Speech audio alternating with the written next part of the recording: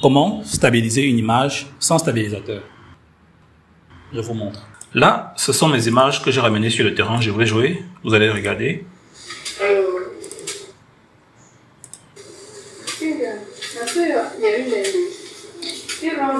Vous voyez comment ça dandine. Vous voyez que les images ne sont pas stables.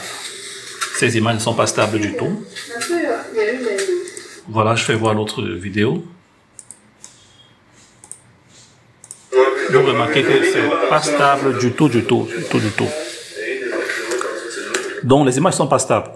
Ce que je fais, c'est que je vais sélectionner une portion de l'image que je vais déposer sur ma timeline. Et il faut dire qu'il faut être assez méticuleux pour sélectionner sa portion de l'image.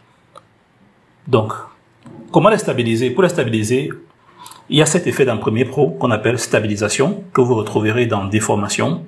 Les fréquences de mouvement de votre image, ça va les stabiliser et créer comme un scaling. Ça va augmenter l'échelle et stabiliser l'image. Vous aurez une image plus stable, genre qui swim sur l'eau en quelque sorte. Beaucoup l'utilisent souvent très mal et non pas un joli effet. Donc, moi, sur cette image, si vous verrez que j'ai fait plusieurs prises, pour avoir une image plus ou moins stable. Voilà. Je vais donc segmenter la meilleure des prises. Je pense que c'est celle-ci. Je vais prendre une prise qui soit assez stable ou bien qui soit assez complète. Voilà. Qui a moins d'interruptions. Vous voyez que le mouvement commence. Je vais fermer ma boucle ici. Le mouvement commence ici, quelque part ici, que je vais fermer.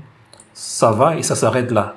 Donc, si vous prenez au-delà ou avant cela, le stabilisateur va pas fonctionner correctement. Donc, il est important d'avoir une image en deux temps.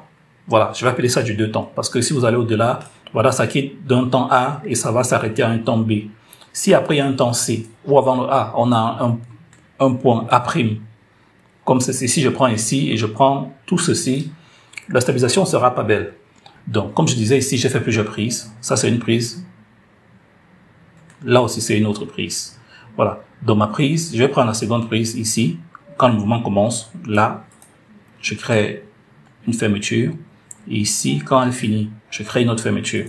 Donc, je porte cette portion-là, je glisse sur ma timeline. Je vais choisir une autre image, celle-ci. Bon, elle est déjà sélectionnée. Vous voyez, j'ai sélectionné déjà la prise. J'ai coupé avant qu'il y ait ce mouvement plus que ci. Et bien avant cette introduction-ci. Donc, je vais juste glisser pour ne pas perdre du temps. Cette autre prise, on a cette autre prise. Vous voyez, ici, là, je dandine un peu. Dans une vidéo, je vais vous montrer comment faire une prise pareille pour avoir un mouvement aussi plus ou moins fluide. Et par la suite, qu'on va stabiliser. Donc, je vais commencer ma prise quelque part là. Quelque part là. Bon, là, elle n'était pas bonne.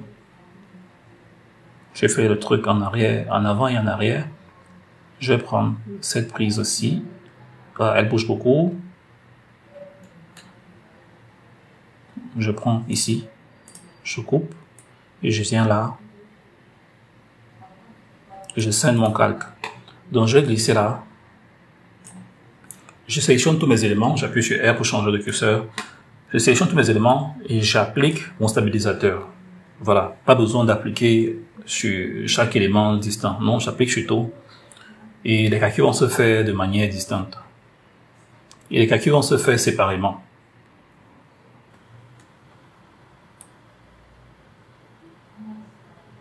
Voilà. Donc, une fois que c'est fait, j'agrandis ma fenêtre. On voit ce que ça donne.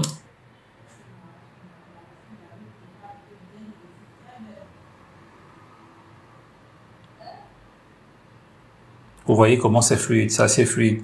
On dirait qu'on a filmé avec un stabilisateur Ronin ou bien tout autre stabilisateur. Je vais annuler l'effet de stabilisation. Il peut arriver que vous changez la vitesse. Si vous changez la vitesse de l'élément, peut-être la rotation est très rapide. Vous changez la vitesse, vous voulez réduire. Je vais peut-être dire vitesse. Je vais mettre ça à 70. Je mets à 70. Voilà. Donc, quand vous appliquez l'effet stabilisation sur l'élément, il ne peut pas prendre. Parce que, voilà, il ne fonctionne pas comme ça. Donc, ce qu'il faut faire, je vais supprimer l'effet ici. Je vais réappliquer de nouveau pour que vous voyez ce que ça donne. Vous voyez, ça affiche cette erreur ici. la stabilisation de déformation et la vitesse ne peuvent pas être utilisés sur le même élément. Voilà ce que ça nous dit. Donc, ce qu'il faut faire, c'est quoi? Il faut d'abord supprimer l'effet, et ensuite imbriquer. Je vais cliquer sur l'élément, un clic droit, je viens dans imbriquer, je vais laisser le nom comme il est. Une fois que j'ai imbriqué, donc vous verrez que cet élément aura de nouvelles informations. Voilà, elle est sous couvert de ce précomposeur-ci. Donc maintenant, là, je peux prendre le stabilisateur, je le mets là. Et vous voyez que l'élément prend sans plus rechigner. Ça a pris sans souci. Voilà, c'était tout pour cette formation. Si vous avez aimé, n'oubliez pas de laisser un pouce ou de laisser un petit commentaire pour m'encourager. Et pour ceux qui sont intéressés par une formation en montage vidéo, j'ai plusieurs formations d'ailleurs en montage vidéo sur Udemy. Le lien est juste dans la description. Et actuellement, je pratique une réduction de plus de 80% sur toutes mes formations. Donc allez maintenant profiter, c'est pas une formation éternelle. Profitez dès maintenant de cette réduction-là et formez-vous. J'ai aussi un canal Telegram, le lien en description. Vous pouvez rejoindre le canal et ensemble on forme une communauté unie et réunie. Portez-vous bien. C'est la formation qu'il vous faut pour booster vos compétences et réaliser vos rêves. Ciné pas magie, c'est l'endroit où il faut être pour apprendre les dernières techniques et être au top.